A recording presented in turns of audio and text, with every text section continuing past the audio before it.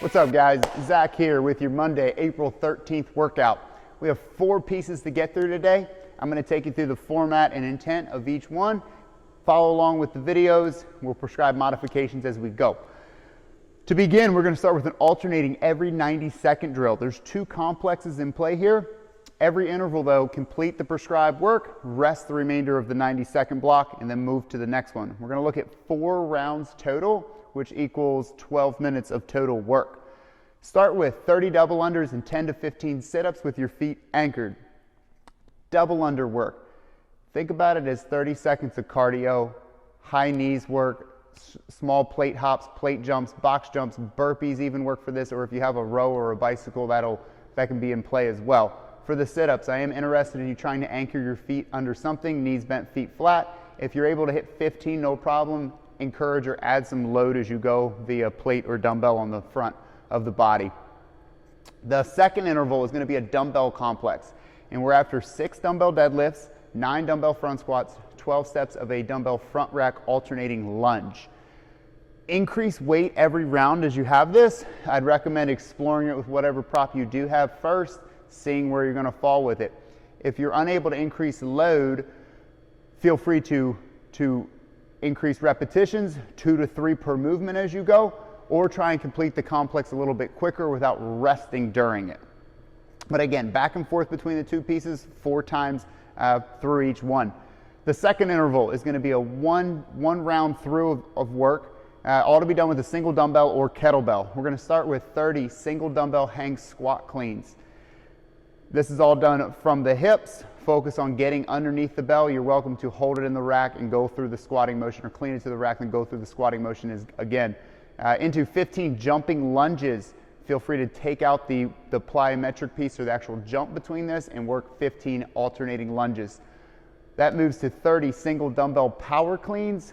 1 bell from ground to shoulder. Switch arms as needed throughout. 15 jumping squats. Same concept here as the lunge. You can remove the jump or the plyometric piece and simply air squat or air squat up to the toes.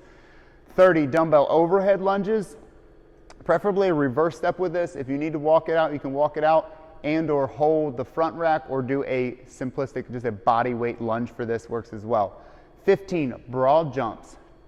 Attempt to do your broad jumps in intervals or sets of 3, meaning I'm interested in a continuous hop, hop, hop 3 times, turn around and reset, and jump back. And odds are you probably won't have enough space in your home to be hopping all the way across the living room or in your driveway.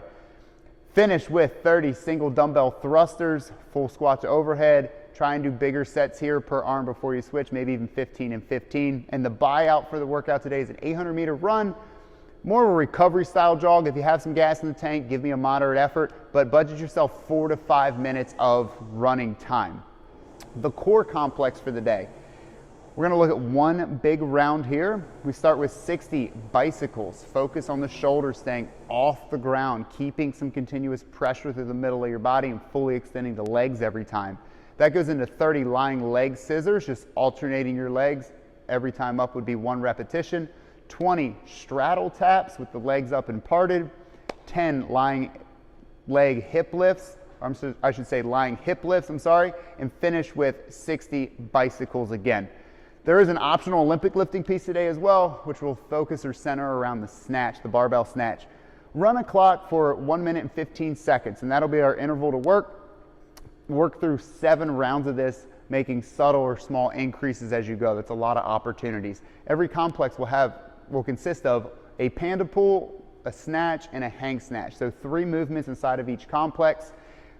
Somewhat technique driven here. There's no pauses or anything, so it may yield a little bit more weight, even up to 70 and 85% of a snatch max that you might have.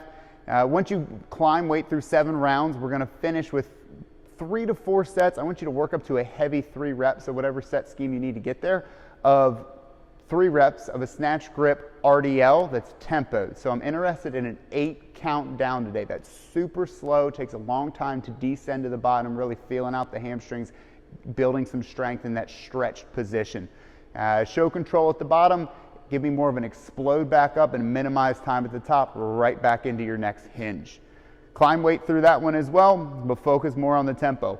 That's all we have for you today, guys. Go have fun with it. Get after it.